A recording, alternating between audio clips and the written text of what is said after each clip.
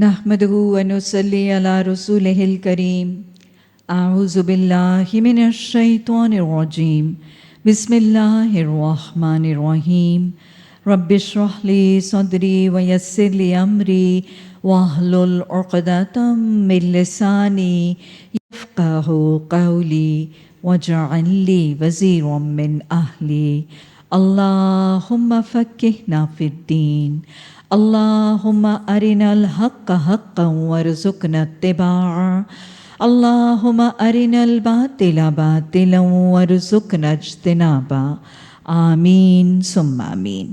السلام علیکم ورحمۃ اللہ وبرکاتہ. تفسیر سورہ البقرہ رکوع نمبر 3 آیت نمبر 21. یا ایہا الناس اعبدوا ربکم الذی خلقکم والذین من قبلکم لعلکم تتقون. اے لوگو، عبادت کرو کس کی؟ وہ جو تمہارا رب ہے، وہ جس نے تمہیں تخلیق کیا، تمہیں پیدا کیا، اور ان لوگوں کو بھی جو تم سے پہلے تھے. اور یہ عبادت کیوں کرو؟ لعلکم تتقون، شاید یا تاکہ تم پرہیزگار متقی خدا خوف بن جاؤ. سورہ بقرہ کے 30 رکوع کی پہلی آیت میں پکارا جا رہا ہے، دعوت دی جا رہی ہے کس کو؟ یا ایہا الناس، تمام انسانیت، ساری کی ساری نسل انسانی اور ہیومینٹی کو دعوت دی جا رہی ہے کہ وہ کیا کریں؟ عبادت کریں. اللہ کی بندگی، اللہ کی اطاعت، اللہ کی عبادت، جسمانی، مالی، روحانی عبادت کی دعوت تمام نسل انسانی کو دی جا رہی ہے. یہاں رک کر ایک بات سمجھنی ضروری ہے. یہ قرآن کی دعوت ہے، یہ ایک مسلمان کی دعوت ہے. کس کو دی جا رہی ہے؟ صرف وہ مکہ اور مدینہ کے لوگ مخاطب نہیں ہیں. دعوت دینا صرف اس دور میں مکہ مدینہ کے علاقے کو نہیں، یا ایھا الناس تک ساری روئے زمین کے لوگوں کو یہ دعوت قرآن کی پہنچانی مقصود و مطلوب ہے. صرف جزیرۃ العرب نہیں، وہ نردرن ہیمسفیئر، وہ سدرن ہیمسفیئر، آسٹریلیا، انٹارکٹیکا، امریکہ، افریقہ، ایمیزونین جنگل، ساری روئے زمین تک یہ دعوت پہنچانی ہے. اور پھر قرآن کی دعوت، قرآن کا پیغام صرف اس دور کے لیے نہیں تھا، اس دور سے لے کر قیامت تک سب ادوار کو یہ پیغام پہنچانا ہے. کیا کیا باتیں ہیں جو سمجھ آ رہی ہیں؟ سب سے پہلی بات تو یہ کہ اسلام کی کوئی حدود اور کوئی قیود اور کوئی باؤنڈریز نہیں ہے. اسلام نوز نو باؤنڈریز. اسلام ایک بین الاقوامی دین ہے. اسلام ایک گلوبل، ایک انٹرنیشنل دین ہے. مسلم ہے، ہم وطن ہے سارا جہاں ہمارا، ہندو ہے ہم وطن ہے ہندوستان ہمارا. اسلام کی کوئی حدود، قیود، جغرافیائی پابندیاں نہیں ہیں. اسلام ایک بین الاقوامی گلوبل ریلیجن ہے. دوسری بات، یہ ہر دور کے لیے ہے. تیسری بات، قرآن کی دعوت کہاں تک پھیلانی ہے. ہر دور میں ہر روئے زمین پر رہنے والے انسان تک اس قرآن کی دعوت کو پہنچانا ہے. کتنا بڑا کام ہے، کتنی کلاسل ذمہ داری ہے. اور یہ کام، یہ دعوت صرف مسلمانوں، کلمہ گو، مومنوں، نمازیوں، اللہ کے فرما برداروں تک نہیں، اللہ کے ایک ایک بندے تک جو اس زمین میں آباد ہے سبھی تک پہنچانی ہے. کتنا بڑا کام ہے جو کرنے والا ہے. اور یہ کام کس کے کرنے کی ذمہ داری ہے؟ کیونکہ یہ تو نبیوں کا فریضہ تھا نا کہ اللہ کا کلام اللہ کے بندوں تک پہنچائیں. لیکن ہم جانتے ہیں کہ عقیدہ ختم نبوت کو ماننے کی بنیاد پر ہم جانتے ہیں کہ نبوت کا سلسلہ ختم ہو چکا ہے، کوئی نبی نہیں آئے گا. تو یہ کام اب نبیوں اور رسولوں نے نہیں، نبیوں اور رسولوں کے جانشینوں، وارثوں، ان کے امت کے افراد نے کرنا ہے۔ اصل میں جاننے کا مطلب کیا ہے؟ یہ کام میرے اور آپ کے کرنے کا کام ہے۔ کتنا بڑا کام ہے جو میرے اور آپ کے کرنے کا کام ہے، اور اس کام میں سے ابھی کتنا کام ہوا؟ قرآن کی دعوت، یا ایھا الناس اعبدوا ربکم کا پیغام کتنے لوگوں تک پہنچا ہے؟ اگر ہم ایک بڑا اچھا جائزہ اور محتاط جائزہ لینے کے لیے اپنے معاشرے کے حالات کا جائزہ لیں، ایک اسلامی ریاست ہے ہماری، مسلمان معاشرہ ہے، اور مسلمان معاشرے کے پڑھے لکھے طبقے کا بھی اگر جائزہ اور سٹیٹسٹکس اکٹھے کریں تو میرا خیال ہے آپ سب میرے ساتھ اگری کریں گے کہ پاکستان کے پڑھے لکھے طبقے میں سے بھی ابھی صرف 5-6% پڑھے لکھے لوگ ایسے ہیں جو قرآن کا مطلب، قرآن کا پیغام اور قرآن کے احکامات کو سمجھتے اور جانتے ہیں۔ ان پڑھ طبقے کی تو بات ہی نہیں ہے، تو مسلمان ریاست کے اندر پڑھے لکھے طبقے کے اندر صرف 5% لوگ قرآن لٹریٹ ہیں، باقی 95% قرآن الٹریسی ہے۔ یہ تو ایک اسلامی ریاست کا حال ہے، اور ابھی یہ دعوت پہنچانے ہے روئے زمین کے ایک ایک ٹکڑے اور ایک ایک کونے تک۔ کتنا بڑا کام! کیا اس کام کی ذمہ داری کا بوجھ ہم اپنے کندھوں پہ محسوس کرتے ہیں؟ کیا ہمارے کندھوں پر جو وزن اور بوجھ ہے، اتنی بڑی ذمہ داری اور رسپانسبلٹی کا، ہم اس کو جانتے ہیں، محسوس کرتے ہیں؟ اور پھر اتنا بڑا کام، ہمارے پاس وقت کتنا ہے، مہلت کتنی ہے؟ کیا میں اور آپ جانتے ہیں کہ مہلت کتنی ہے؟ کچھ پتہ نہیں۔ مجھے اور آپ کو تو یہ بھی پتہ نہیں کہ ان سیڑھیوں سے چڑھ کے اوپر کی منزل میں جائیں گے بھی کہ نہیں جائیں گے، اس کی مہلت ہے بھی کہ نہیں، اگلی پلک جھپکنے، اگلا سانس لینے کی بھی مہلت ہے کہ نہیں۔ کتنا بڑا کام ابھی ہونا ہے، اور میں نے اور آپ نے اور امت کے افراد نے مل کے کرنا ہے۔ ہم جواب دہ ہیں، یہ ہماری ڈیوٹی اور ذمہ داریاں ہیں بحیثیت امت کے افراد، اور پتہ کچھ نہیں کہ وقت کتنا ہے۔ اللہ ہمیں ذمہ داری اور اس فرض کا احساس عطا فرما۔ یہ آیت ہمیں ہمارے فرض کی طرف پکار رہی ہے، اللہ ہمیں اس کا شعور عطا فرما۔ اور پھر اتنا بڑا کام اور اتنی بڑی ذمہ داری، اور میں سنتی ہوں لوگوں کا جملہ، میں کیا کروں، میں بور ہو رہی ہوں۔ اللہ اکبر! اتنا بڑا کرنے کا کام اور لوگوں کے پاس بور ہونے کا وقت اور بور ہونے کی فرصت۔ اللہ ہمیں شعور اور فہم عطا فرمائے۔ یہ وہی ہے نا جو کسی نے کہا وقت فرصت ہے کہاں، کام ابھی باقی ہے، اتمام نور توحید ابھی باقی ہے۔ اللہ ہمیں احساس ذمہ داری، شعور عطا فرما، اور دین کی دعوت کے لیے تن من دھن اوقات لگانے اور پیش کرنے کی توفیق عطا فرما۔ تو اللہ سبحانہ تعالیٰ نے فرمایا، اے تمام لوگوں کیا کرو، عبادت کرو، جسمانی مالی روحانی عبادتیں کرو، بندگی کرو، اطاعت کرو، اوبیڈینس کرو۔ کس کی؟ وہ جو تمہارا رب ہے، وہ جو تمہارا پالن ہار ہے، وہ جو تمہارا سسٹینر ہے، تمہیں اور تمہاری اولادوں اور تمہاری نسلوں کو پالتا ہے، اس کی بندگی اور اس کی عبادت کرو۔ اور وہ جس نے تمہیں اور تم سے پچھلے گزرے ہوئے انسانوں کو تخلیق کیا، اور یہ بندگی اور اطاعت کیوں کرو؟ تاکہ تم متقی، پرہیزگار، خدا خوف، گاڈ فیئرنگ بندے بن جاؤ۔ اللہم آتی نفسی تقواہا۔ اللہ ہمیں ایسی دعوت دینے اور اس دعوت کے بدلے تقویٰ اور خوف خدا پیدا کرنے کی توفیق عطا فرما۔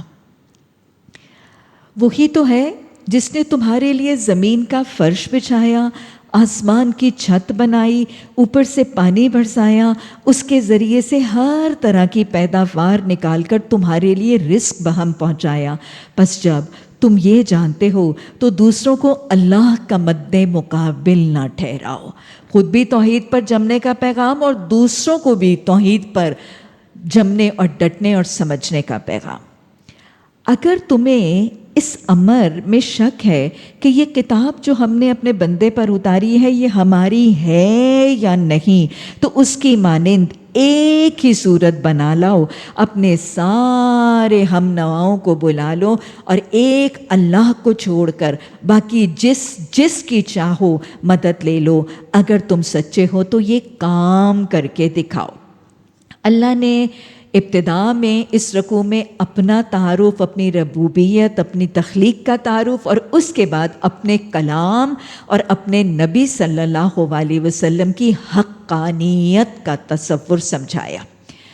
اصل میں یہ اللہ سبحانہ تعالیٰ ان مشرکین مکہ سے مخاطب ہے جو قرآن کے من جانب الہی ہونے پر شک کرتے تھے. مشرکین مکہ تو رسول اللہ صلی اللہ علیہ وسلم کی رسالت اور نبوت کو بھی نہیں مانتے تھے، اور صرف یہ نہیں، وہ رسول اللہ صلی اللہ علیہ وسلم پر اعتراض اور تنقید کرتے ہوئے یہ کہتے تھے کہ یہ قرآن اللہ کا کلام نہیں ہے، نعوذ باللہ من ذالک، آپ صلی اللہ علیہ وسلم کا من گھڑت کلام ہے. اور پھر اس کے پیچھے پورے کا پورا ایک پروپیگنڈے کا ایجنڈا تھا.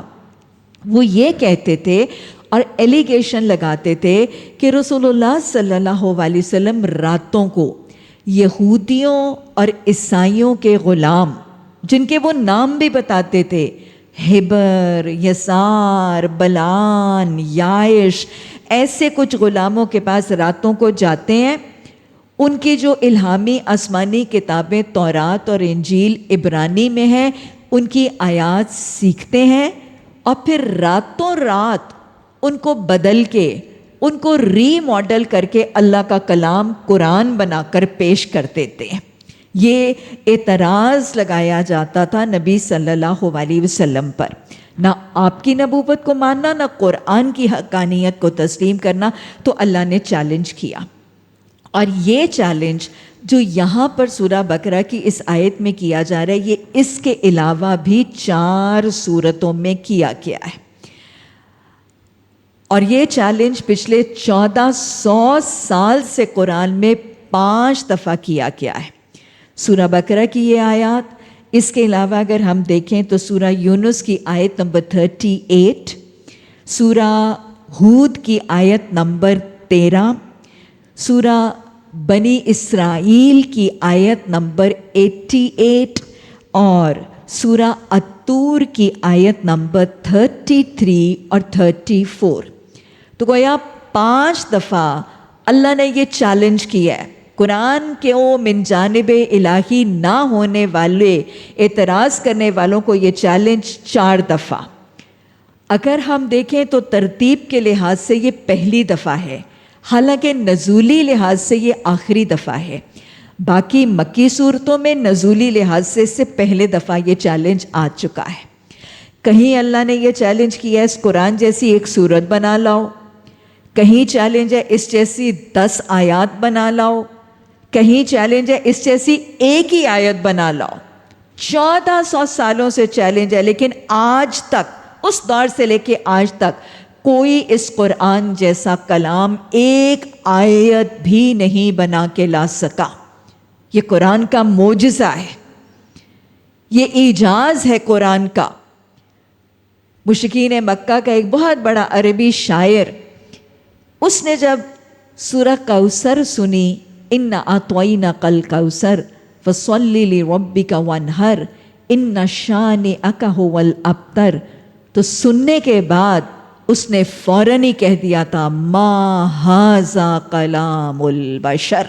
اسی وزن پر اور اسی قافیہ ردیف پر اس نے فرمایا کہ خدا کی قسم یہ کسی بشر کا کلام نہیں ہے، یہ اللہ کا کلام ہے. تو وہ جو عرب تھے وہ تو پہچان گئے تھے، اس کے باوجود تنقید برائے تنقید اور اعتراض برائے اعتراض کرتے تھے. تو ان کو چیلنج کیا. یہ معجزہ ہے قرآن کا. اور ہم سب جانتے ہیں کہ اللہ نے مختلف انبیاء اور رسولوں کو ان کے دور کے حالات کے مطابق معجزات دیے. حضرت موسیٰ علیہ السلام کو جادو کے معجزات، حضرت عیسیٰ علیہ السلام کو طب اور شفا کے معجزات. لیکن نبیوں کو معجزات ان کی زندگی میں دیے گئے اور وہ ان کی ساری زندگی ان کے پاس رہے. رسول اللہ صلی اللہ علیہ وسلم کو ان کی زندگی میں کوئی مستقل معجزہ نہیں دیا گیا تھا. عارضی چھوٹے چھوٹے ٹیمپرری معجزات آپ کی زندگی میں ہوتے تھے، لیکن آپ کو پرماننٹ میریکل نہیں دیا گیا تھا. آپ کو معجزہ دیا گیا قرآن کا، اور آپ کا قرآن کا یہ معجزہ قیامت تک کے لیے پرماننٹ ہے. اللہ ہمیں اس قرآن کے اعجاز کو سمجھنے اور اس کی دعوت میں اپنا سب کچھ لگانے اور کھپانے کی توفیق عطا فرما.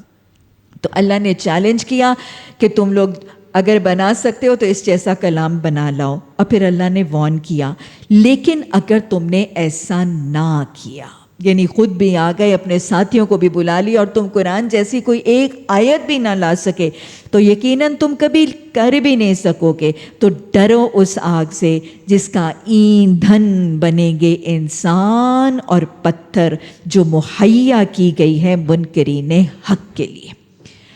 اللہ آگ کی وعید دے رہا ہے ان لوگوں کے لیے جو قرآن کی حقانیت کو ماننے سے انکار کرتے ہیں، اور ان کو وعید دی گئی ہے صرف آگ کی نہیں. اللہ کہہ رہا ہے کہ وہ آگ کا ایندھن بنیں گے. ایندھن کس کو کہتے ہیں؟ ایندھن فیول کو کہتے ہیں. ایندھن ہر وہ چیز ہے کہ جو آگ کے جلنے میں اضافہ کرتی ہے، جو خود جلتی ہے اور آگ کو مزید بھڑکائے، وہ چیز ایندھن ہے. مثلاً لکڑی، گیس، پیٹرول، ڈیزل، کوئلہ، یہ سب چیزیں وہ ہیں جو ایندھن ہیں. ان کو جب آگ میں ڈالا جائے یا جب ان کو آگ لگائی جائے تو وہ بھڑک اٹھتی ہیں. اللہ کہہ رہا ہے کہ جہنم میں ڈالے جانے والے جہنمی جہنم کی آگ کا ایندھن بنیں گے، اور پتھر جہنم کی آگ کا ایندھن بنیں گے. یہ کون سے پتھر ہیں جو جہنم کی آگ کا ایندھن بنیں گے؟ مفسرین بتاتے ہیں وہ پتھر جن سے بت تراشے گئے، دیوتا دیویاں بت بنا کے جن پتھروں کی پوجا پاٹ کی گئی اور شرک کے لیے جو پتھر استعمال کیے گئے، ان شرک کیے جانے والے تراشے ہوئے پتھروں کو جہنم کی آگ میں ڈالا جائے گا شرک کا انجام بتانے کے لیے، شرک کی ناپسندیدگی اور کراہت سمجھانے کے لیے بتایا جا رہا ہے.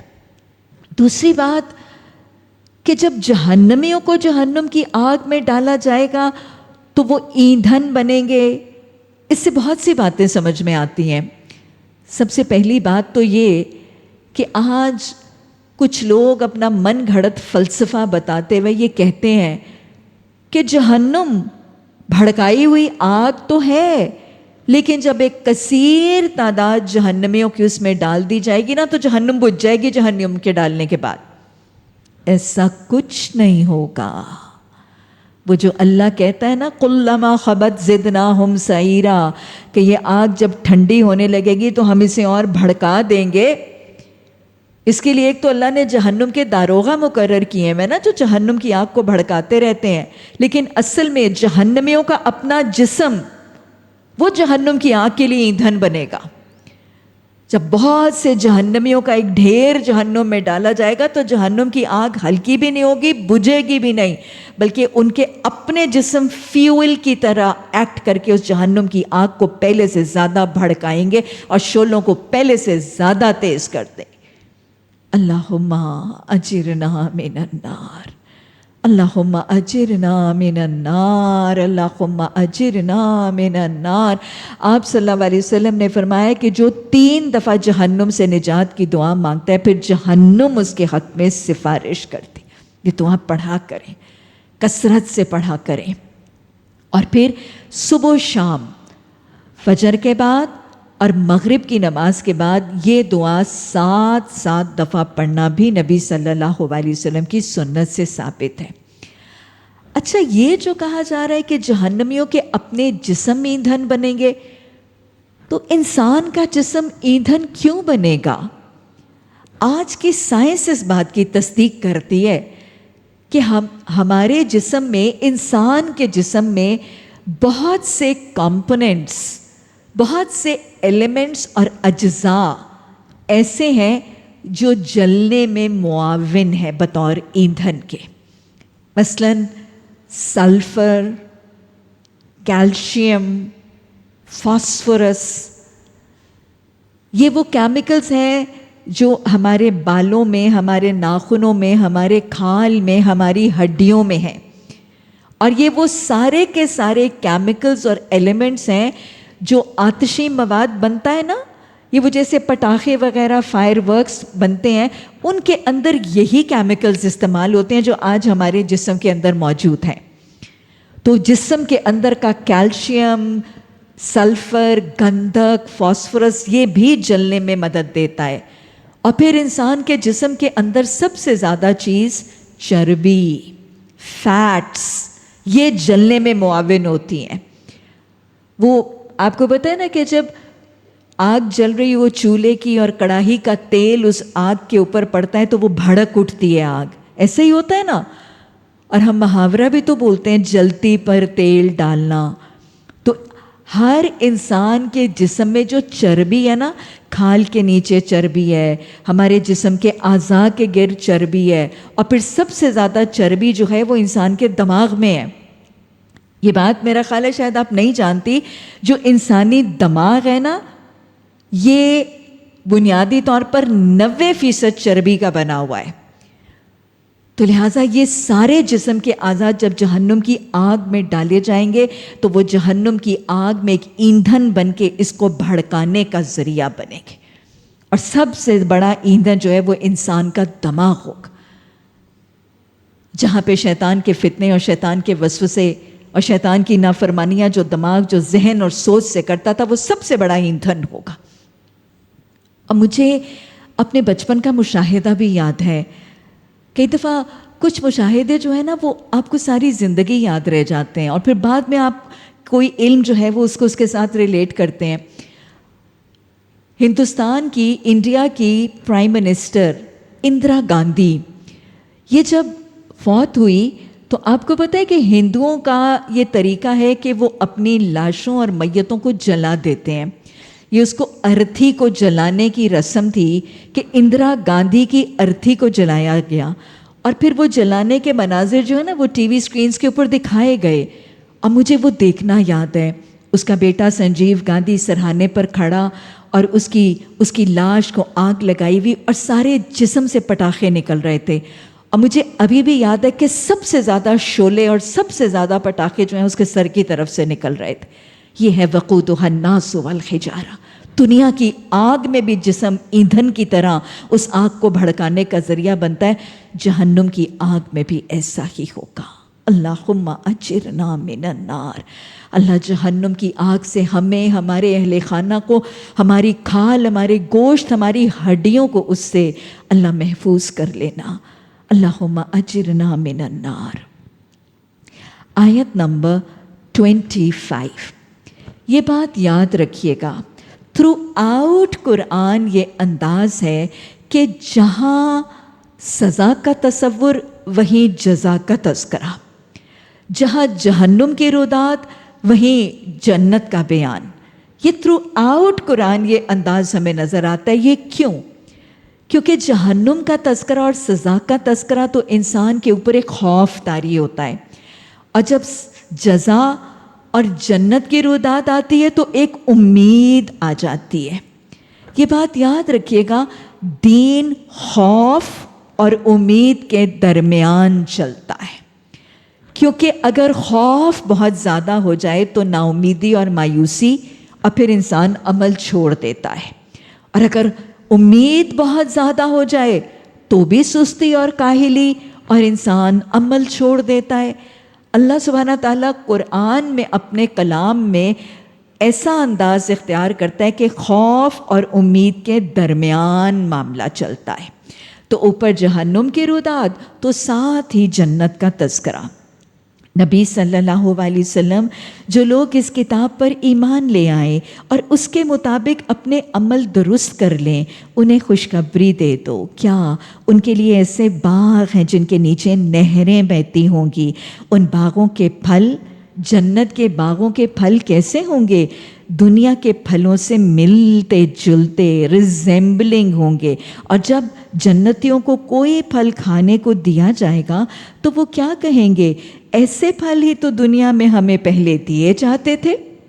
جنت کے پھلوں کا تذکرہ کہ وہ دنیا کے پھلوں کی طرح ہوں گے۔ جنت کے پھل اوتو بہی متشابہن دنیا کے پھلوں کی طرح کیوں ہوں گے؟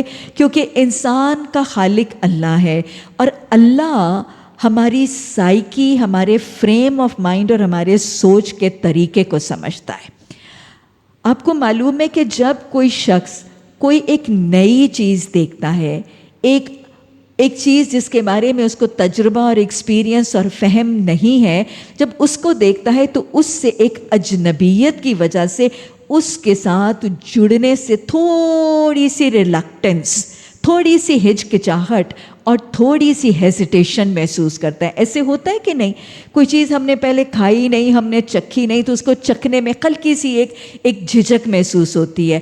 تو جنتیوں کے دلوں میں اس جھجک کو دور کرنے کے لیے جنت کے پھلوں کے ساتھ انہیں ایک اپنائیت، ایک پہچان کا احساس، اور بلا جھجک ان کے ساتھ ان کو کھانے کی طرف بڑھنے کے لیے اللہ نے جنت کے پھلوں کو دنیا کے پھلوں سے ملتا جلتا رکھا ہے، تاکہ جنتی جب جنت میں جائیں گے اور جنت کے پھل دیکھیں گے تو انہیں کوئی ہچکچاہٹ، کوئی تردد، کوئی ریلکٹنس محسوس نہیں ہوگی، اور بلا جھجک وہ جنت کے پھل کھائیں گے۔ تو یہ تو جنت کے پھلوں کی ایک صفت ہے۔ دوسری بات کیا؟ وہ جنت کے پھل ہوں گے تو دنیا کے پھلوں کی طرح متشابہن، ملتے جلتے ہوں گے، لیکن حدیث بتاتی ہے کہ دنیا کے پھلوں سے بدرجہ بہتر، دنیا کے پھلوں سے بڑے میٹھے رسیلے ہوں گے۔ جیسے ہمیں پتہ چلتا ہے حدیث سے کہ جنت میں جو کھجوریں ہوں گی وہ گھڑوں اور مٹکوں جتنی بڑی ہوں گی، اور وہ مکھن سے نرم ہوں گی، اور وہ شہد سے زیادہ میٹھی ہوں گی۔ جنت میں بیر، اور جو بیر کے درخت ہیں اللہ قرآن میں بتاتا ہے بے خار بیریاں۔ بیر کا پودا اور بیر کا پھل انسانوں کو بہت پسند ہے، لیکن درخت سے اتارنے میں ایک ہی مشکل ہوتی ہے کہ اس میں کانٹے بہت ہوتے ہیں۔ تو جنت کی بیریاں اللہ بتاتا ہے بے خار بیریاں۔ اور یہ وہ جنت کے پھل، اس میں ایک اور بات جو اللہ قرآن میں مینشن کرتا ہے وہ کیا؟ لا ممنوعتن ولا مقطوعتن، کہ وہ ان سے روکا بھی نہیں جائے گا، ان سے منع بھی نہیں کیا جائے گا، اور ان کا سلسلہ منقطع بھی نہیں ہوگا، بلا روک ٹوک ملنے والے پھل۔ دنیا میں کیا ہے؟ دنیا میں وہ پھل جو بڑے پسند ہوتے ہیں وہ ایک خاص موسم میں تھوڑی سی دیر کے لیے آتے ہیں۔ ایسا ہی ہوتا ہے نا، بچے سارا سال اپنی ماؤں سے سوال کرتے رہتے ہیں اماں آم کب آئیں گے، اماں لیچیاں کب آئیں گی، اور وہ آم آتے ہیں اور بس 2 مہینے میں آ کے چلے جاتے ہیں، اور پھر باقی سارا سال ہم ان کو ترستے رہتے ہیں۔ اور پھر دنیا کے پھل کوئی کھا سکتا ہے اور کوئی نہیں کھا سکتا۔ غریب تو صرف پھلوں کی سجی ہوئی ریڑھیوں پر نظر ہی دوڑا سکتا ہے اور حسرت سے اپنی خالی جیب میں ہاتھ ڈال کے بغیر پھل کے زندگی گزار سکتا ہے، اور امیر بسا اوقات پھل تو لے آتا ہے لیکن بیماریاں، پرہیز، بڑھاپا اس کو کھانے سے محروم کر دیتا ہے۔ جنت میں پھل بلا روک ٹوک ہوں گے اور لگاتار ہوں گے، بے موسمی پھلوں کا تصور ہی نہیں ہوگا۔ وہ جو غالب کو آم پسند تھے نا، اور غالب کہا کرتے تھے کہ آم ہوں اور آم ہوں، ایک الف مدہ ہے ایک عین ہے، یہ ہوں گے جنت کے پھلوں کی کیٹیگریز۔ اور پھر جنت کے پھلوں میں اللہ سبحانہ تعالیٰ فرماتے ہیں قطوفھا دانیہ، کہ جنت کے پھلوں کے گچھے جو ہیں وہ جنتیوں کے آگے جھک کے جا رہے ہوں گے۔ اور یہ جنت کے پھلوں کے جو گچھے اور شگوفے ہیں یہ کیسے ہوں گے؟ بخاری کی حدیث میں آتا ہے، آپ صلی اللہ علیہ وسلم نے فرمایا، آپ نماز ادا کر رہے تھے اور آپ نے فرمایا مجھے اپنے سامنے جنت کے پھلوں کا گچھا دکھایا گیا۔ اگر میں اسے لاتا تو وہ ایک گچھا ساری روئے زمین کے لوگوں کے رزق کے لیے کافی ہو جاتا. تو اتنے اتنے بڑے گچھے اور شگوفے ہوں گے جنت کے پھلوں کے، اور یہ جنت کے پھلوں کے شگوفے قطوفہا دانیہ، یہ گچھے جنتیوں کے آگے جھکے جا رہے ہوں گے. کیسے جھکیں گے؟ حدیث بتاتی ہے کہ جنتی وہ درخت کے اوپر لگے ہوئے ایک جنت کے پھلوں کے گچھے کو دیکھے گا اور اس کے دل میں خواہش آئے گی کاش میں وہ کھا سکوں. آپ کو پتہ ہے کہ ہمیشہ درخت کے اوپر جو پودے کے پھل لگا ہوتا ہے وہ ہمیشہ سب سے بہترین ہوتا ہے، کیونکہ دھوپ روشنی سب سے زیادہ پڑتی ہے، وہ پکا ہوا بھی ہوتا ہے، وہ میٹھا رسیلا بھی ہوتا ہے. لیکن مشکل یہ کہ وہاں تک اس تک ہاتھ ہی پہنچنا مشکل. جنت میں وہ جنتی جب کھلو اس پھلوں کے گچھے کو دیکھے گا تو وہ گچھا جھک جائے گا. اور حدیث میں آتا ہے کہ وہ پھل کو توڑے گا جتنا جیسا جہاں سے چاہے گا، اور وہ گچھا واپس اپنی حالت میں پلٹا کر لوٹا دیا جائے گا. یہ گچھے کن کے لیے جھکیں گے؟ یہ گچھے پھلوں کے کن کو ملیں گے؟ آپ نے فرمایا جو بھوکوں کو کھلائے گا اللہ اس کو جنت کے میووں میں سے میوے کھلائیں گے. اور یہ جنت کے گچھے پھلوں کے کن کے آگے جھکیں گے؟ جو نماز میں رکوع اور سجود میں اللہ کے آگے جھکتے تھے، اور جو اپنی زندگی میں وَاحْفِظْ لَهُمَا جُنَاحَ الذُّلِّ مِنَ الرَّحْمَةِ، عاجزی اور انکساری سے اپنے والدین، اپنے محسنوں اور اللہ کے بندوں کے سامنے عاجزی سے جھکتے تھے. اللہ ہمیں ان اعمال کو یاد رکھنے، اپنی نمازوں کو قائم کرنے اور اپنی زندگی میں عاجزی سے زندگی گزار کر ان پھلوں کا مستحق بننے کی توفیق عطا فرما. تو اللہ نے فرمایا وہ پھل دیے جائیں گے. اور جنت میں کیا ہوگا؟ وَلَهُمْ فِيهَا أَزْوَاجٌ مُطَهِّرَةٌ وَهُمْ فِيهَا خَالِدُونَ. جنت میں جنتیوں کے لیے ازواج مطہرۃ، پاکیزہ بیویاں، پاک صاف طاہر ستھری بیویاں ہوں گی. یہ کیسی ہوں گی ازواج مطہرۃ؟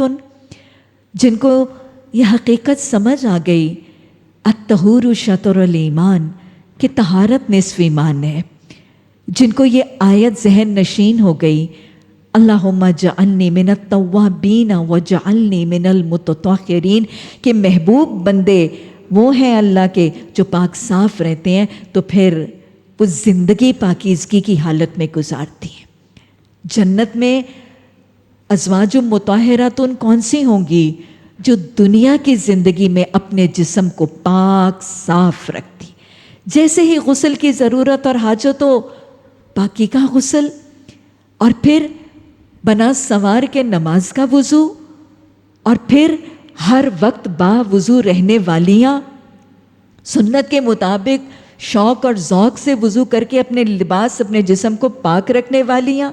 پھر یہ ازواج مطہرہ تم وہ جو اپنی نگاہوں کو پاک رکھیں گی، نگاہوں کو گندگی اور گندے مناظر سے، تنہائی کے گناہوں سے پاک رکھتی ہوں گی، جو اپنی زبان کو بد زبانی، بد کلامی، بدتمیزی، بد اخلاقی، برے موضوعات پر گفتگو، بے حیائی کے موضوعات پر گفتگو سے اپنی زبان کو پاک رکھتی ہوں گی.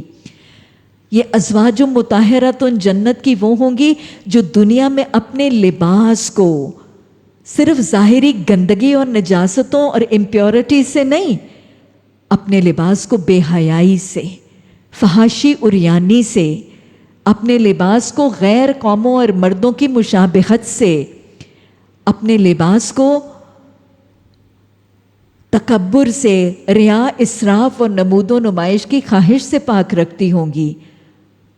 اللہ ہمیں زندگی میں پاکی اور طہارت کی توفیق عطا فرما، اور اللہ ہمیں ان خوش نصیب ازواج مطہرات کی صف میں شامل فرما دینا. اور وہ جنتی ان نعمتوں کے درمیان کیسے ہوں گے؟ ہم فیہا خالدون، وہ ہمیشہ جنت میں رہیں گے. آیت نمبر 26. اللہ اس سے ہرگز نہیں شرماتا کہ وہ مچھر یا اس سے حقیر کسی چیز کی مثال دے. اللہ فرما رہا ہے ان اللہ لا یستحی ان یضرب مثلا ما بعوضۃ فما فوقها. اللہ کہہ رہے کہ میں کسی مچھر یا اس سے چھوٹی چیز کی مثال دینے سے نہیں شرماتا. یہ اللہ کی بڑائی، اللہ کی کبریائی کی شان بیان کی جا رہی ہے کہ وہ اپنی چھوٹی سے چھوٹی اور حقیر سے حقیر مخلوق کا ذکر بھی کرتا ہے، اس کی مثالیں بھی دیتا ہے. مچھر ایک بہت ہی چھوٹی سی اللہ کی مخلوق ہے، بلکہ اگر ہم دیکھیں تو ننگی آنکھ سے نظر آنے والی سب سے چھوٹی مخلوق میں سے ایک مخلوق. اور پھر یہ فما فوقہا سے مراد کیا ہے؟ مفسرین بھی بتاتے ہیں اور آج سائنس اس کی تصدیق بھی کرتی ہے. اصل میں ایسی مثالیں دیکھ کر واضح طور پر یہ حقانیت سمجھ آتی ہے کہ قرآن کتنی سائنٹیفک بک ہے، اس میں کتنے سائنٹیفک اور میڈیکل پوائنٹس بتائے گئے ہیں. فما فوقہا سے مراد آج سائنسدان اس بات کی تصدیق کرتے ہیں کہ ایک چھوٹا سا جرثومہ ہے، کوئی چھوٹا سا وائرس، کوئی چھوٹا سا جرم جو مچھر کے سر کے اوپر رہتا ہے.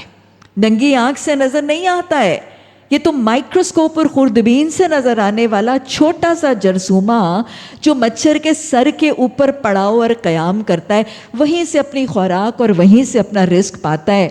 یہ گویا مچھر کا ایک پیراسائٹ ہے جو مچھر کے سر پہ رہتا ہے.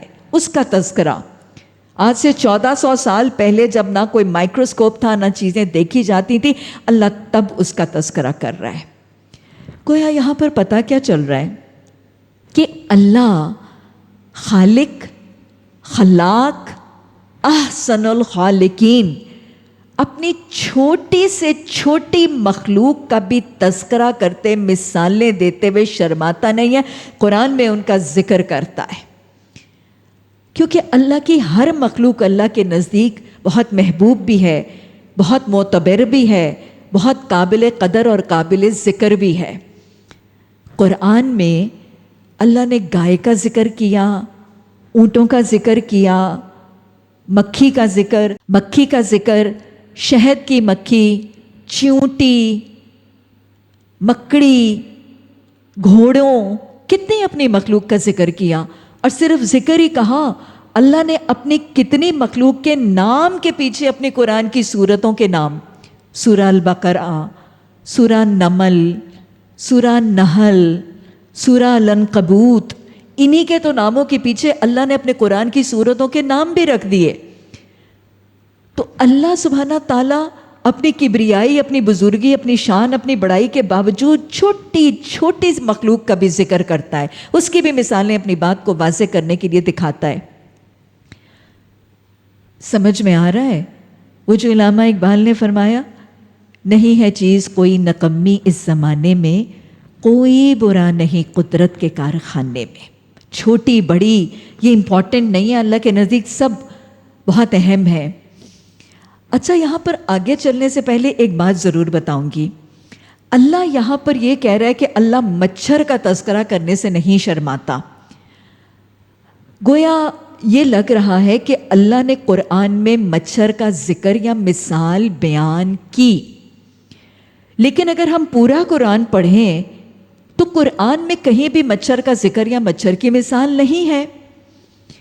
مفسرین اس رائے کو بیان کرتے ہیں کہ عین ممکن ہے کہ مچھر کے بیان اور مچھر کے تذکرے یا مثال کو قرآن کی کسی آیت میں نازل کیا گیا ہو، لیکن بعد میں اس کو قرآن کی آیات سے مٹا اور محو کر دیا گیا. آگے جا کر یہ تصور آئے گا. اللہ فرماتا ہے ما ننسخ من آیات اور ننسها نأتی بخیر منہا و مثلہا، کہ اللہ کچھ آیات کو منسوخ کر دیتا ہے اور کچھ کو بھلا دیتا ہے. تو یہ مثال اور یہ تذکرہ انشاءاللہ میں وہاں پہ بھی بیان کروں گی کہ عین ممکن ہے کہ مچھر کے بیان کی کوئی آیت نازل ہوئی، وہی میں بتائی گئی، قرآن کی آیات میں شامل کی گئی، اور پھر بعد میں آپ صلی اللہ علیہ وسلم کے حافظے سے اس کو محو کر کے مٹا دیا گیا. یہ عقیدہ نص کے حوالے سے اس آیت کو لوگ استعمال کرتے ہیں اور جواز بناتے ہیں۔ اور ویسے اگر ہم دیکھیں تو اللہ نے مچھر کا تذکرہ کیا ہے۔ مچھر اللہ سبحانہ تعالیٰ کی ایک زبردست تخلیق ہے، اور ویسے اگر میں یہ حقیقت بتاؤں کہ اللہ کی ہر ہی مخلوق زبردست ہے، اللہ کی ایک ہی مخلوق کو اس کی سرگرمیاں، اس کی حیت، اس کی ساخت کو گہرائی سے دیکھا جائے تو ایک ایک مخلوق چیخ چیخ کے اپنے خالق کا اعلان کرتی ہے اور اپنی خالق کی پہچان کا ذریعہ بنتی ہے۔ تو یہ مچھر ہے۔ مچھر تو اللہ کی ایک بہت زبردست تخلیق ہے۔ Remarkable performance, remarkable feat of performance by اللہ سبحانہ و تعالی۔ اللہ کا یہ ایک شاہکار بالکل ایسے لگتا ہے جیسے ایک چھوٹا سا ہیلی کاپٹر ہے، ایک منییچر ہیلی کاپٹر۔ اور میں تو ہمیشہ کہتی ہوں کہ یہ مچھر اللہ کے منییچر آرٹ کا شاہکار ہے۔ منییچر آرٹ ایک باقاعدہ آرٹ ہے، چیزوں کو چھوٹا کر کے بنانا۔ اللہ نے اس ہیلی کاپٹر کو چھوٹا سا کر کے ایک مچھر کی شکل میں بنا دیا۔ مچھر کے بارے میں اور اس کے جسم کے حیت اور ساخت کے بارے میں اگر میں آپ کو کچھ حقیقتیں بیان کروں گی تو عقل دھنگ رہ جاتی ہے، اور خالق کی کتنی زبردست پہچان مل جاتی ہے۔ مچھر کو تو ہم محاورے میں استعمال کرتے ہیں نا کہ وہ مچھر کی طرح مسل کے پھینک دیا، اتنا غیر اہم نہیں ہے۔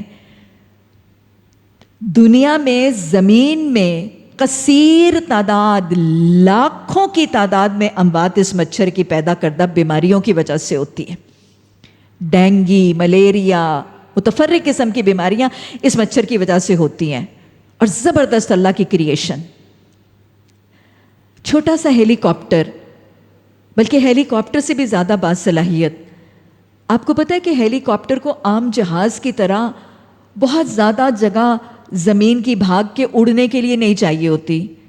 ایک چھوٹا سا ہیلی پیڈ چاہیے ہوتا ہے، اور ہیلی کاپٹر وہیں پہ اتر جاتا ہے اور وہیں سے پھر واپس ہوا میں چڑھ جاتا ہے۔ مچھر بالکل ایسے کرتا ہے، لیکن مچھر ہیلی کاپٹر سے بہتر ہے۔ ہیلی کاپٹر تو صرف آگے چلتا ہے، اوپر نیچے جاتا ہے۔ مچھر آگے بھی چلتا ہے، اوپر نیچے بھی ہوتا ہے، اور پیچھے بھی جاتا ہے۔ یہ اپنی حرکت میں اس ہیلی کاپٹر سے بہتر ہے۔ اور مچھر کو ہیلی کاپٹر کی طرح کسی بھی جگہ پر لینڈ کرنے کے لیے اللہ نے بڑی خوبصورت صلاحیتیں اور طاقتیں دی ہیں اور آزاد دی ہیں۔ سب سے پہلے تو اس کی ٹانگیں۔ جو مچھر کی ٹانگیں ہیں نا، وہ بہترین لینڈنگ کے لیے بہت مضبوط اس کا ایک عضو اور اس کا باڈی پارٹ ہے۔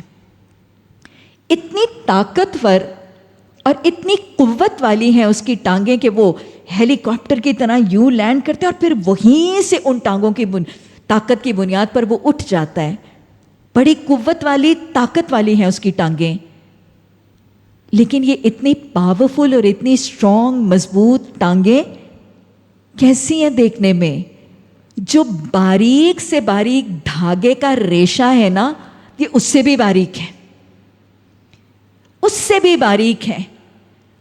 اور اس دھاگے کے ریشے سے باریک ٹانگوں کے اندر اللہ نے اس کی ہڈیاں بھی بنائی ہیں، ان ہڈیوں میں جوڑ بھی بنائے ہیں، ان جوڑوں کے ساتھ مضبوط پٹھے بھی بنائے ہیں، اور ان کے اندر اتنی خون کی شریانیاں بنائی ہیں جو ان پٹھوں اور ان ہڈیوں کو مضبوط اور قوت والا رکھتی ہے۔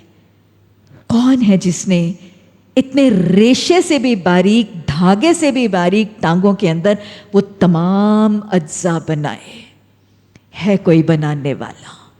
اللہ اپنی پہچان عطا فرما دے۔ اور پھر ہیلی کاپٹر کی طرح وہیں سے اڑ جانا ان ٹانگوں کی طاقت ہی نہیں، ان پروں کی وجہ سے بھی ہے۔ اللہ سبحانہ تعالیٰ نے مچھر کو پر دیے ہیں، اور یہ انسیکٹس کی طرح اس کے پر اڑنے میں اس کی کام اور مدد دیتے ہیں۔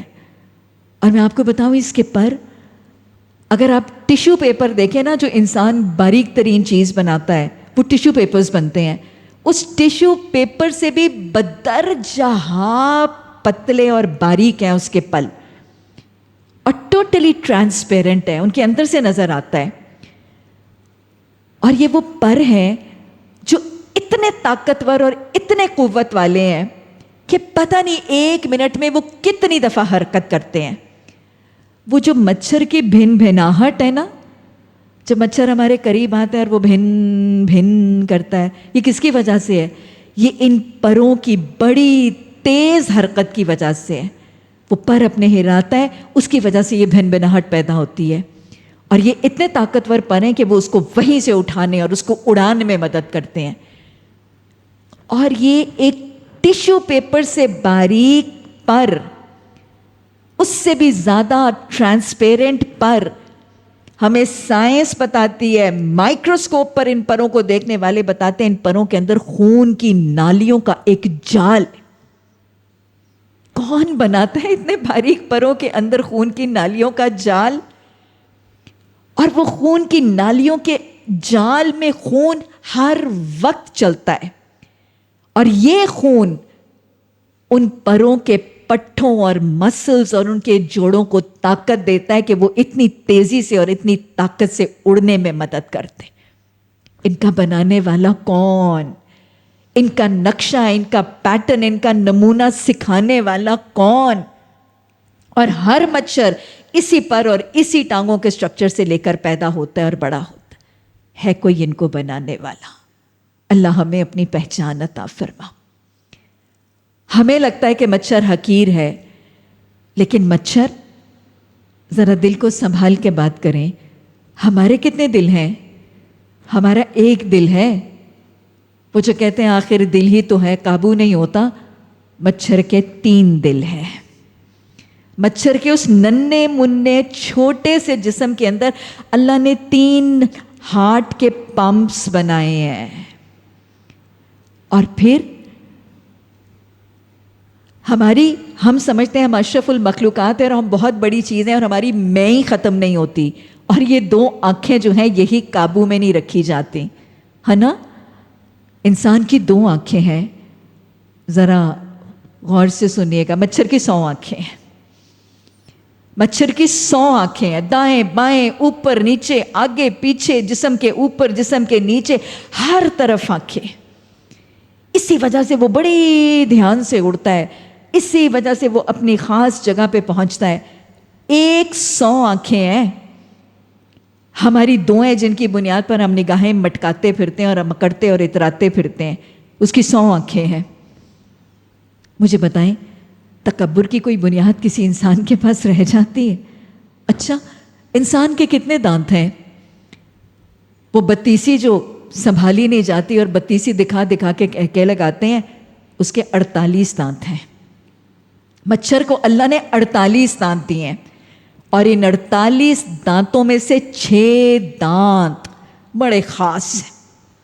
ان کی بات میں ابھی بتاتی ہوں آپ کو. یہ 6 دانت آروں کی طرح ہیں، بڑے بڑے آروں کی طرح، چھریوں کی طرح. ان 6 کے 6 دانت جو آروں اور چھریوں کی طرح کام کرنے والے دانت ہیں، ان میں سے 4 تو چوکور اور سکوئر شکل کے آ رہے ہیں، اور 2 جو ہے نا وہ سکرز اور نوکیلے اور پوائنٹڈ ہیں، سکر کی طرح استعمال کرنے والے. یہ اللہ ہے. اس چھوٹے سے مچھر کے چھوٹے سے منہ میں 48 دانت، اور وہ بھی فرق فرق اور بھانت بھانت کے. ہے کوئی بنانے والا؟ اللہ ہمیں اپنی پہچان عطا فرما. چھوٹی سی حقیر مخلوق ہے، لیکن اللہ کی ایک صفت ہم بار بار دیکھ رہے ہیں نا کہ وہ رب العالمین ہے. تمام جہانوں کا رب ہے، سب کا پالن ہار ہے. جو مخلوق تخلیق کر کے وہ دنیا میں بھیج دیتا ہے نا، پھر اس کی ربوبیت کرتا ہے، اس کی رزق کا بندوبست کرتا ہے. وہ رب بھی ہے اور وہ رازق بھی ہے. جب وہ رازق ہے نا تو وہ پھر اپنی ساری مخلوق کے لیے رازق ہے، اور جو رزق اس کے لیے مقرر کرتا ہے اس رزق کو حاصل کرنے اور اس تک پہنچنے کے ذریعے، اسباب، وسائل وہ اس مخلوق کے لیے فراہم کر دیتا ہے. وہ خالق ہے، وہ رب ہے. مخلوق بناتا ہے، مخلوق کا رزق مقرر کرتا ہے، اس کے جسم کو اس رزق کی ضرورت، وہ اس کا رزق مقرر کرتا ہے، اور پھر اس کو وہ سارے وسائل اور اسباب فراہم کرتا ہے جو اس رزق کو حاصل کرنے کے لیے اس کو جسمانی یا ہر لحاظ سے ضروری۔ مچھر کا رزق کیا ہے؟ اللہ کی طرف سے مچھر کا رزق انسانوں اور جانوروں کے جسم کا خون ہے۔ کچھ مچھر انسانوں کے جسم کا خون چوستے ہیں، مثلا یہ جو ملیریا کا مچھر ہے نا، وہ انسان کا جسم چوستا ہے، خون چوستا ہے۔ اسی طرح ڈینگی کا مچھر بھی انسان کے جسم کا خون چوستا ہے۔ اور پھر جو ملیریا کی مادہ ہے، اس کے تو انڈے ہی انسان کے خون چوسنے کے بعد نشو و نما پاتے ہیں۔ کچھ مچھر ہیں جو جانوروں کے خون چوستے ہیں۔ اب یہ خون کی خوراک تک پہنچنے کے لیے، انسان کے خون کی خوراک تک پہنچنے کے لیے اللہ نے اس مچھر کو کتنے آلے دے دیے ہیں۔ ذرا غور سے سنیے گا۔ اس کو سننے کے بعد اللہ کے رازق ہونے کی پہچان، اللہ کے رب ہونے کی پہچان، اور پھر اللہ پر اندھا توکل اور ریلائنس کہ جس اللہ نے اس مچھر کے لیے اتنے ذرائع بنائے ہیں، وہ مجھے اور میرے اولادوں کو جو اشرف المخلوقات ہیں ان کو چھوڑے گا نہیں۔ اس مچھر نے خون چوسنا ہوتا ہے۔ خون چوسنے کے لیے ظاہر ہے مچھر کو انسان کی کھال کو کاٹ کر، انسان کی خون کی نالی کو کاٹ کر خون کی نالی کے اندر پہنچنا ضروری ہے۔ ایسے ہی ہوگا نا، ہم نے چھوٹا سا خون اپنا ٹیسٹ کے لیے دینا ہوتا ہے تو سرنج خون کی نالی میں ڈالتے ہیں اور خون کو نکالتے ہیں۔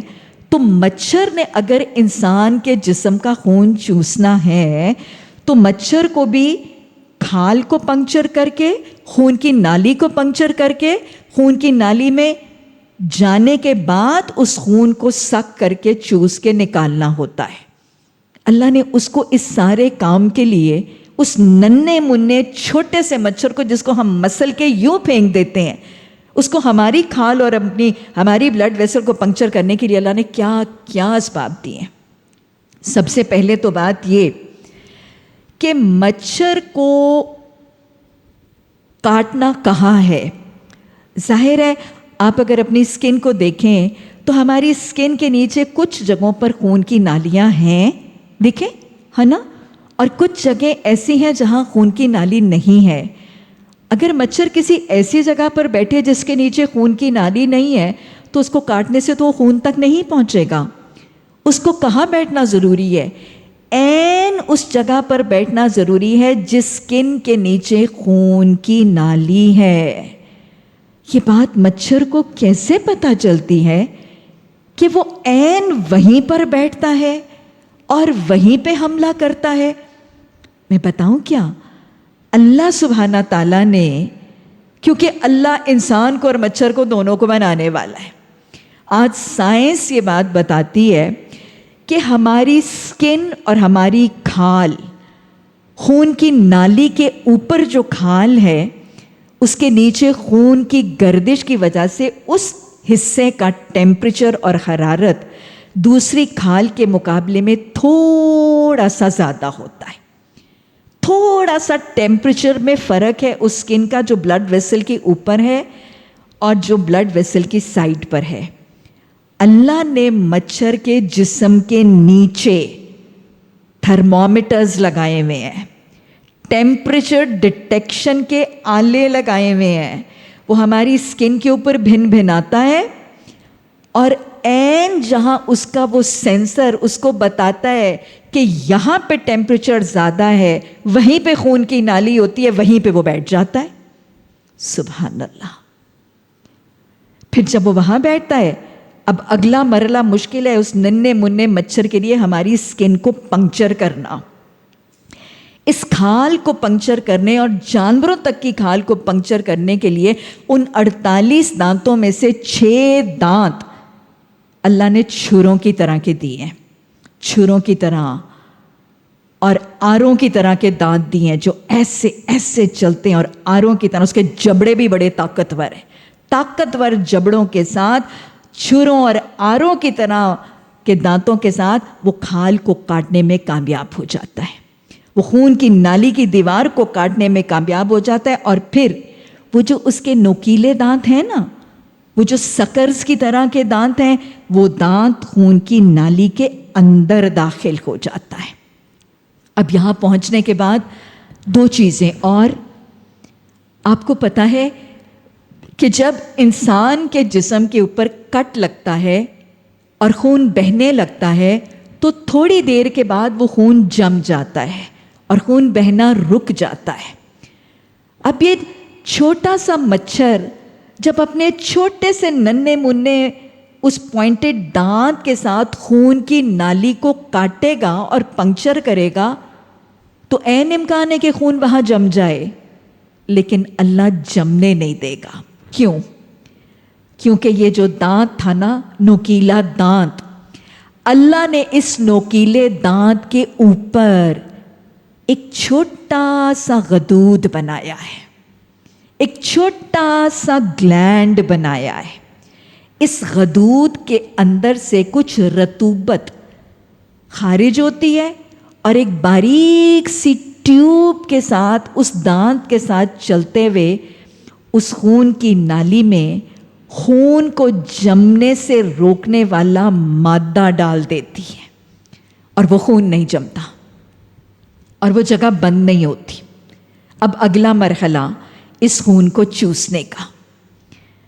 وہ نوکیلا دانت، وہ سکر کی طرح کا دانت اب خون کی نالی کے اندر ہے، خون کو جمنے سے روکنے والا مادہ اس باریک ٹیوب کے ساتھ اندر چلا گیا۔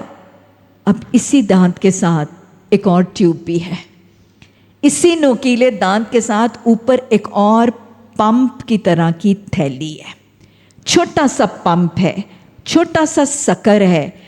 وہ سکر جیسے آپ جوس کے ڈبے میں سے جوس کو سک کر کے اسٹرا کے ساتھ پی لیتے ہیں، ویسے وہ چھوٹا سا اسٹرا اس خون کو اس خون کی نالی میں سے پی کے مچھر کے منہ تک پہنچا دیتا ہے۔ کون ہے وہ؟ کون ہے وہ ذات جس نے مچھر بنایا، مچھر کا منہ بنایا، مچھر کے منہ کے اندر اس کے 48 دانت بنائے، ان میں سے 2 تیز دھار والے سکر بنائے، اس کے اندر ایک گلینڈ بنا دیا اور پھر اس کے اندر ایک سکر بنا دیا جو ایک اسٹرا کی طرح اس خون کو اس کے منہ میں لے جاتا ہے۔ یہ بنانے والا خالق، خلاق، احسن الخالقین میرا اور آپ کا بھی خالق ہے۔ اس نے مجھے اور آپ کو اشرف المخلوقات بنایا ہے۔ اس نے ہمیں امت محمدی صلی اللہ علیہ وسلم کا فرد بنایا ہے۔ اس مچھر کی خوراک کے لیے وہ اتنے بندوبست اور وسائل دیتا ہے، اس پر توکل کیا کریں، اس پر توکل اور بھروسہ کیا کریں۔ وہ مجھے، میری اولادوں کو، میری نسلوں کو رزق سے محروم نہیں کرے گا۔ اس نے جتنا لکھا ہے وہ حلال طریقے سے کام کرنے والے کو بھی دے گا۔ اللہ ہمیں حرام سے بچنے اور توکل کر کے زندگی گزارنے کی توفیق عطا فرما۔ اللہ اپنی مخلوق کو دیکھ کر اپنی پہچان، فرقان، قرآن، برہان، ایمان عطا فرما۔ تو اللہ فرما رہا ہے کہ میں مچھر کی مثال دیتا ہوں، جو لوگ حق بات کو قبول کرنے والے ہیں وہ انہی مثالوں کو دیکھ کر جان لیتے ہیں یہ حق ہے جو ان کے رب کی طرف سے آیا ہے۔ جو ماننے والے نہیں ہیں وہ انہیں سن کر کہنے لگتے ہیں اللہ کو ایسی مثالوں سے کیا سروکار، یعنی اللہ قرآن میں مکھیوں مچھروں کی باتیں کیوں کرتا ہے؟ اسی طرح اللہ ایک ہی بات سے بہتوں کو گمراہی میں ڈال دیتا ہے اور بہتوں کو راہ راست دکھا دیتا ہے۔ اللہ ہمیں ان میں بنا دینا، اور گمراہی میں وہ انہی کو مبتلا کرتا ہے جو کون ہے؟ الا الفاسقین، جو فاسق ہے۔ فاسق کا روٹ ورڈ فا سین قاف، فسقہ کہتے ہیں نافرمانی کو، سرکشی کو، ٹرانسگریشن کو، اللہ کے حدود سے تجاوز اور اللہ کے احکامات کی نافرمانی کو۔ اب آگے یہاں پر ہمیں ایک آیت میں فاسقوں کی صفات اور ان کا انجام بتایا جا رہا ہے، دہرا لیجئے اللہ نے جب ذالک کتاب تھمائی تھی تو اس کے بعد اللہ نے ہمیں مختلف کیٹیگریز بتائیں، ان کی صفات اور ان کا انجام بتایا۔ ہم 3 کیٹیگریز کا تذکرہ کر چکے ہیں، متقی، قرآن سے ہدایت پانے والے، ان کی صفات اور پھر ان کا انجام، اولئک ھم المفلحون، اللہ ہمیں ان میں بنا دینا۔ پھر کافروں کے رویے، ان کا انجام، وَلَهُمْ عذاب عظیم۔ پھر منافقوں کی صفات، منافقوں کی قسمیں اور ان کا انجام، وَلَهُمْ عذاب علیم، دردناک عذاب۔ اب چوتھی کیٹیگری، فاسق، ان کے رویے، ان کی سرگرمیاں اور ان کا انجام، اولئک ھم الخاسرون، یہ خسارہ، نقصان یا گھاٹا پانے والے۔ اللہم لا تجعلنا منہم۔ فاسقوں کی صفت اللہ نے بتائی، الذین ینقضون عہد اللہ من بعد میثاقہ۔ فاسق وہ ہے جو اللہ کے ساتھ وعدہ، پکا عہد کرنے کے بعد توڑ دیتے۔ اللہ کے ساتھ ایک کلمہ گو کون سے عہد کرتا ہے کہ جن کو توڑنے کے بعد وہ فاسق بن جائے گا؟ مثلا سورہ فاتحہ میں نماز کی حالت میں ایک مسلم مومن نمازی وعدہ کرتا ہے نا، قبلہ رو ہو کے، ہاتھ باندھ کے، نگاہیں جھکا کے، ایاک نعبد ایاک نستعین۔ پھر تشہد میں بیٹھ کے، تشہد کی انگلی اٹھا کے ہم مزید قول و قرار کرتے ہیں، اشہد ان لا الہ الا اللہ، اللہ میں یہ گواہی دیتا ہوں کہ تو اللہ ایک ہے اور محمد صلی اللہ علیہ وسلم تیرے رسول ہیں صلی اللہ علیہ وسلم۔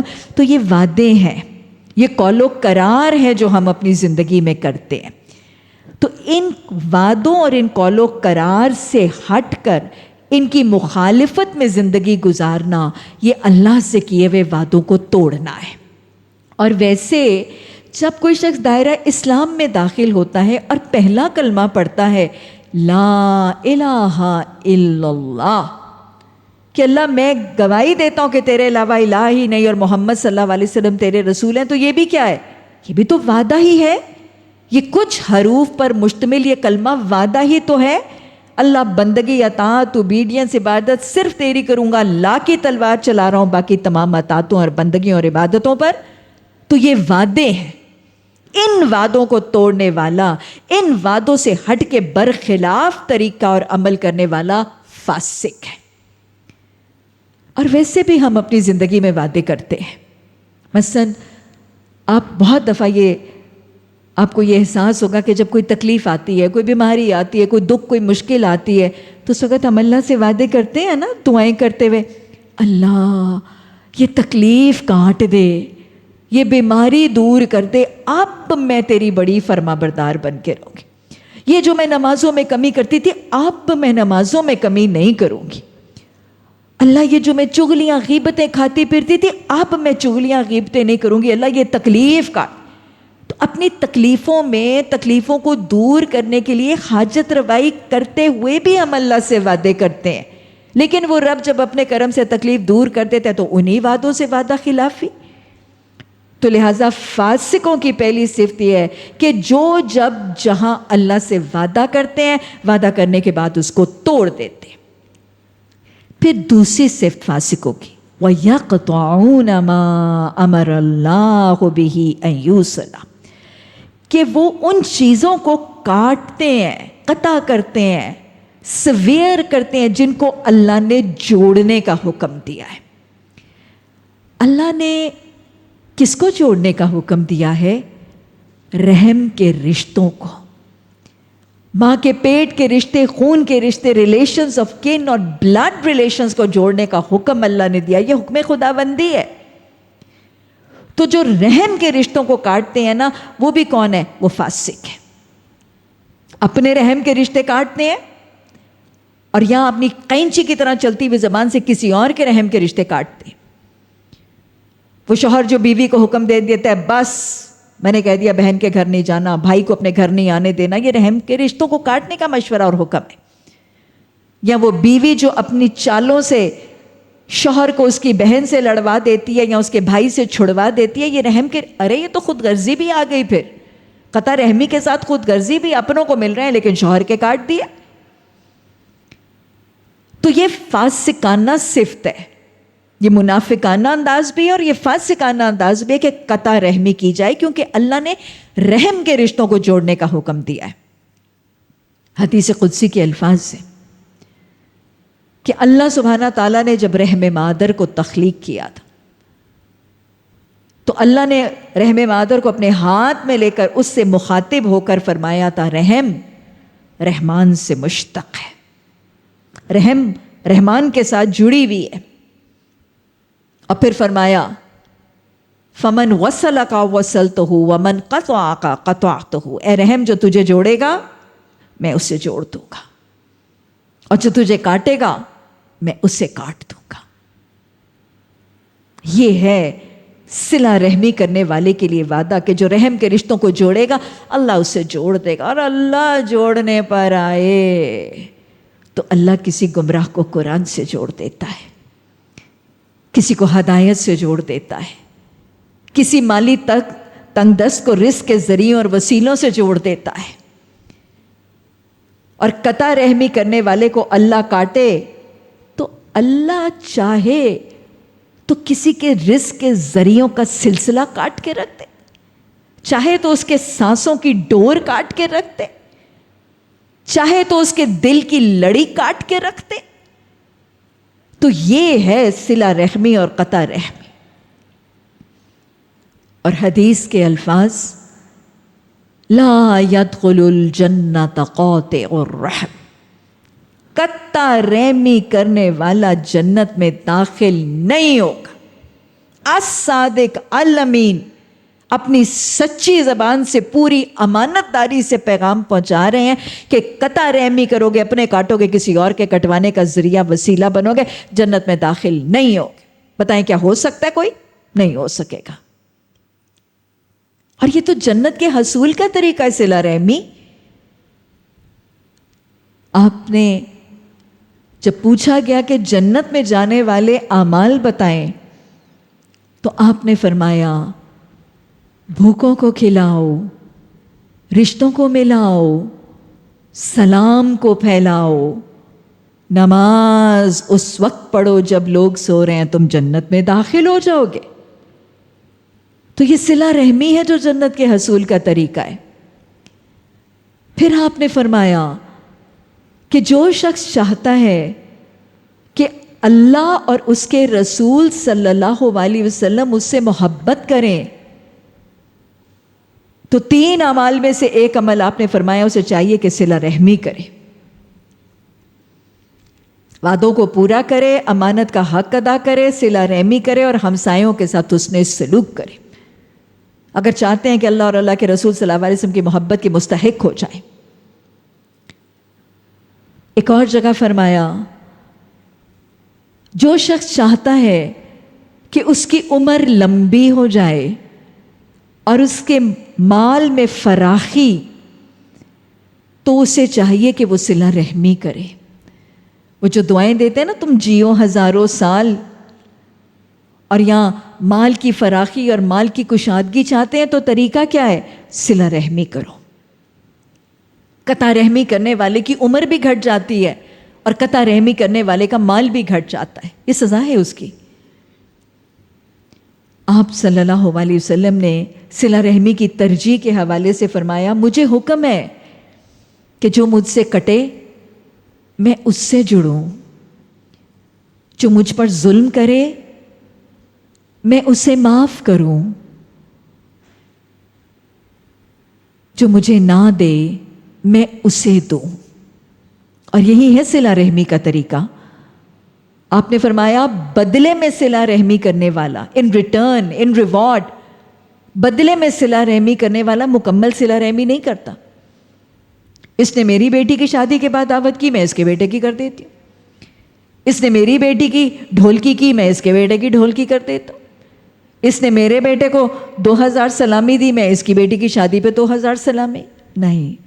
جو مجھے نہ دے میں اسے دوں.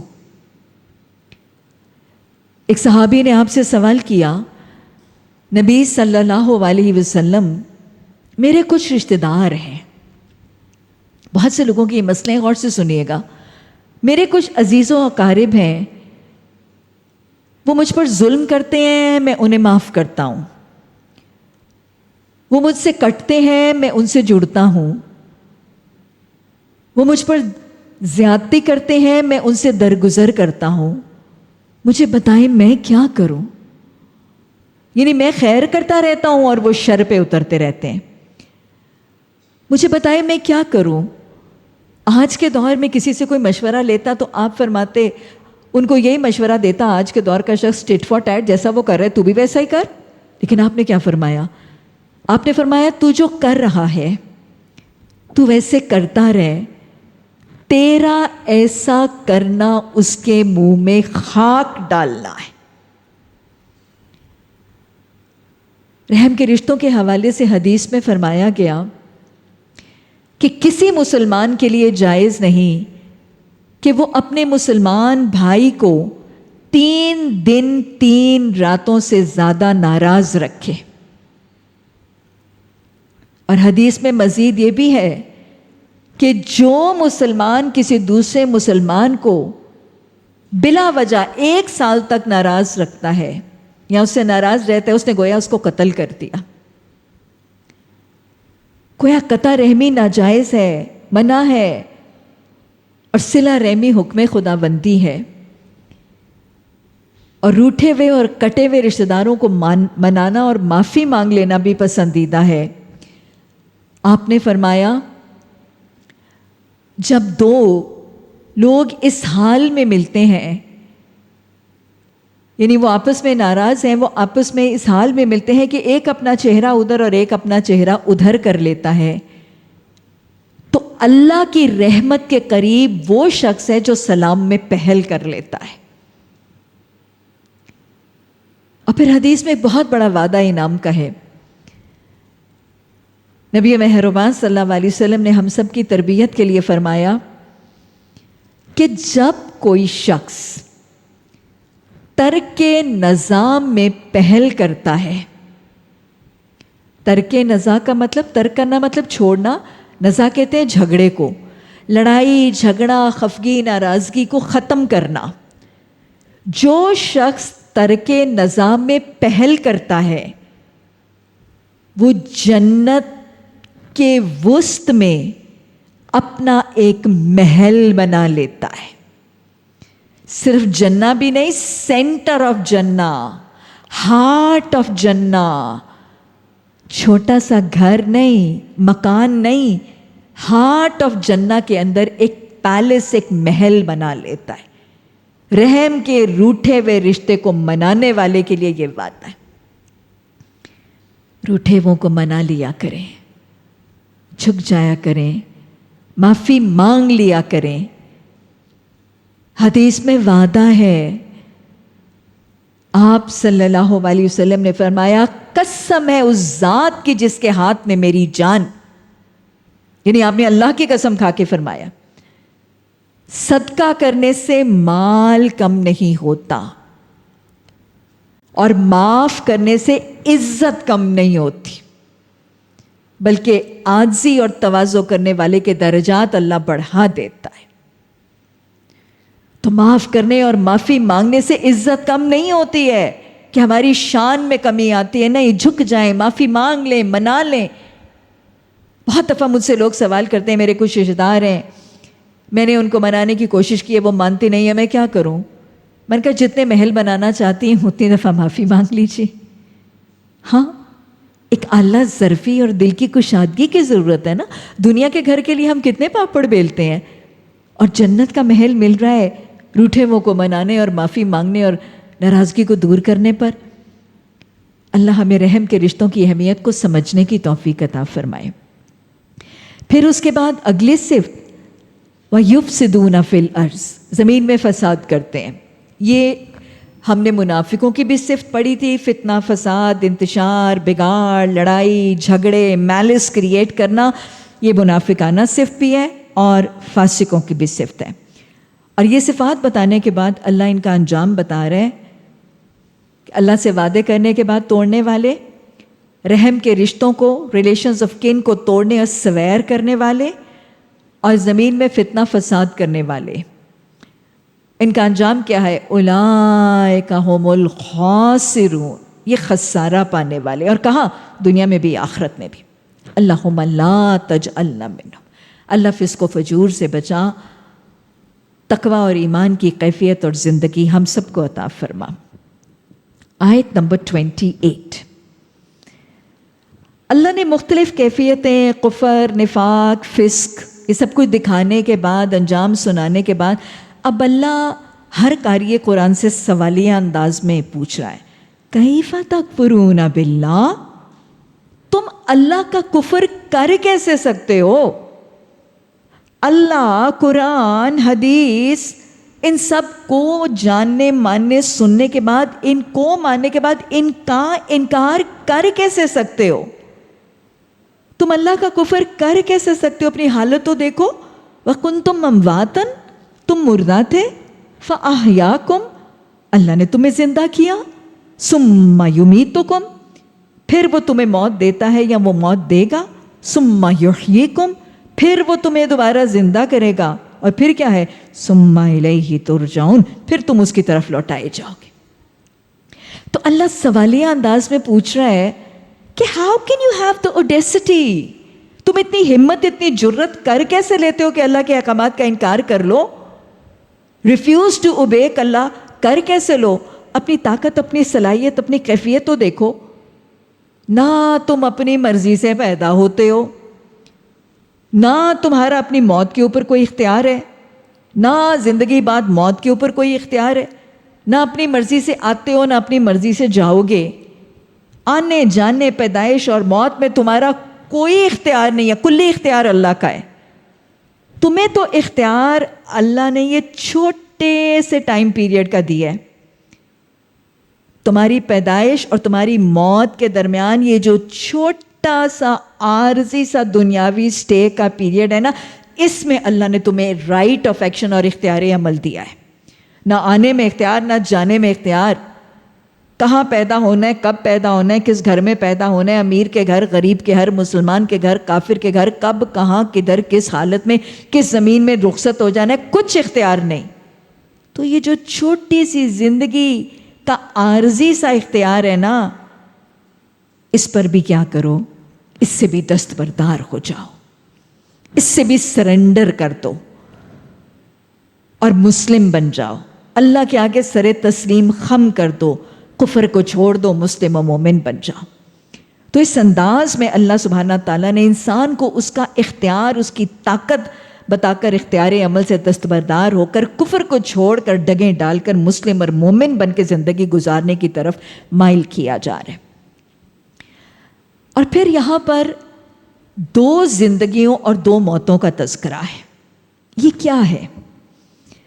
اصل میں مختصراً اگر آپ کو بیان کروں تو ہمیں حدیث سے بھی اور قرآن سے بھی یہ حقیقت پتہ چلتی ہے کہ اس کائنات کو تخلیق کرنے سے پہلے، جب اللہ نے کائنات کو امتحان گاہ کے طور پر تخلیق کرنے کا ارادہ کیا، تو اس کی تخلیق سے پہلے اللہ سبحانہ تعالیٰ نے تمام بنی نوع انسان، حضرت آدم علیہ السلام سے لے کے اس روئے زمین میں قیامت تک جو آخری انسان بھیجا جانا تھا، تمام آدم علیہ السلام کی ذریت کو اللہ سبحانہ تعالیٰ نے تخلیق کیا، پیدا نہیں، تخلیق کر کے اللہ سبحانہ تعالیٰ نے اپنے سامنے سب کو حاضر کیا۔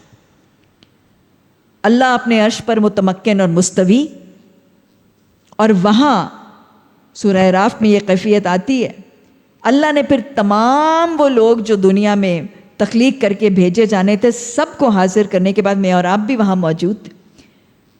اللہ نے سب سے یہ سوال کیا، الست بربکم، کیا میں تمہارا رب نہیں ہوں؟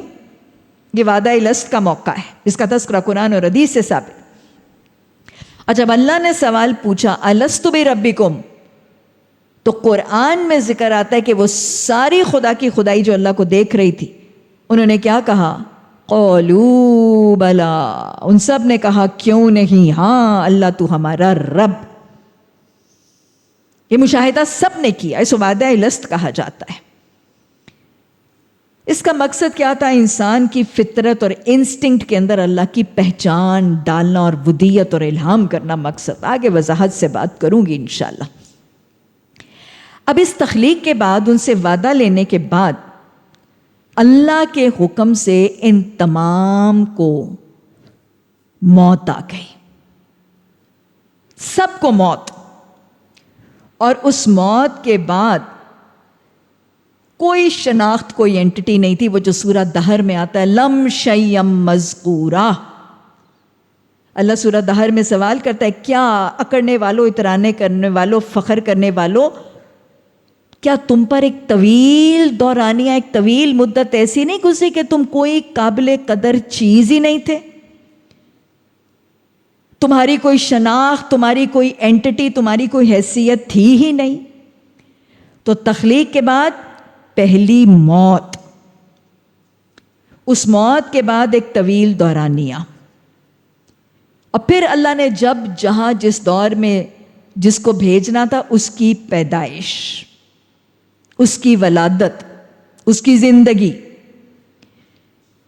اور پھر وہ اپنے زمین کے دائرہ کار میں اس کی زندگی، اور پھر اس کے بعد دوسری موت۔ گویا میں اور آپ جو یہ دنیا میں موت دیکھتے ہیں، یہ انسان کی پہلی نہیں، انسان کی دوسری موت ہوتی ہے۔ اس دوسری موت کے بعد ثم یحییکم، پھر زندگی بعد موت، سور کے پھونکے جانے کے بعد موت، اور پھر ثم الیہ ترجعون۔ تو گویا یہ تصور ہے دو زندگیاں اور دو موتیں۔ پھر دہرا رہی ہوں، پہلے تخلیق کے بعد وعدہ الست، وعدہ الست کے بعد پہلی موت، پھر دنیا کی زندگی، پھر دنیا کی موت، اور پھر دنیا کی زندگی کے بعد پھر دوبارہ زندہ کیے جانا۔ دو زندگیاں، دو موتیں، اور اس کا تذکرہ ایک سے زیادہ دفعہ قرآن میں آتا ہے۔ کچھ جو بیسک اصول سمجھ میں آ رہا ہے، وہ ایک تو واضح طور پر یہ کہ میں اور آپ، ہم سب ایک دفعہ پہلے موت آ چکی ہے، ہم سب پر ایک دفعہ پہلے موت آ چکی ہے، ہم ایک دفعہ پہلے مر چکے ہیں۔ ارے ایک دفعہ پہلے مرنے کے بعد زندہ ہو چکے ہیں، تو پھر اب دوسری موت یاد کیوں نہیں رہتی؟ دوسری موت بھول کیسے جاتی ہے؟ اور دوسری بات یہ ہے کہ ہم ایک موت کے بعد دوبارہ زندہ کر کے یہاں بھیجے جا چکے ہیں، ہم ایک دفعہ مرنے کے بعد پھر زندہ ہو چکے ہیں، تو پھر لازماً اپنے آپ سے سوال کریں، پھر قیامت کے بعد زندگی بعد موت یاد کیوں نہیں رہتی؟ اس کی تیاری فراموش کیسے کر دیتے ہیں، بھلا کیسے دیتے ہیں؟ اللہ اپنی طاقت، اپنے اختیار کی پہچان عطا فرما، موت کا احساس رکھ کے زندگی گزارنے کی توفیق عطا فرما، اور فکر آخرت اور زندگی بعد موت کی تیاری کرنا ہم سب کے لیے سہل، آسان اور ممکن بنا۔ وہی تو ہے جس نے تمہارے لیے زمین کی ساری چیزیں پیدا کی، پھر اوپر کی طرف توجہ فرمائی اور 7 آسمان استوار کیے، اور وہ ہر چیز کا علم رکھنے والا ہے۔ اللہ وَهُوَ بِكُلِّ شَيْءٍ علیم، تو علیم ہے۔ اللہ ہمیں اپنے علم سے علم عطا فرما، اس قرآن کا، حدیث اور سنت کا علم اور فہم اور اس پر عمل کی توفیق عطا فرما۔ رب زدنی علما، اعوذ باللہ ان اکون من الجاہلین، اللہم فقہنا فی الدین، اللہم انی اسألک علما نافعا رزقا طیبا وعملا متقبلا۔ اللهم انفعني بما علمتني وعلمني ما ينفعني وزدني علما. ربنا لا تزغ قلوبنا بعد إذ هديتنا وهب لنا من لدنك رحمة إنك أنت الوهاب. سبحانك اللهم وبحمدك نشهد أن لا إله إلا أنت نستغفرك ونتوب إليك. سبحان ربك رب العزة عما يصفون والسلام على المرسلين والحمد لله رب العالمين. آمين ثم آمين.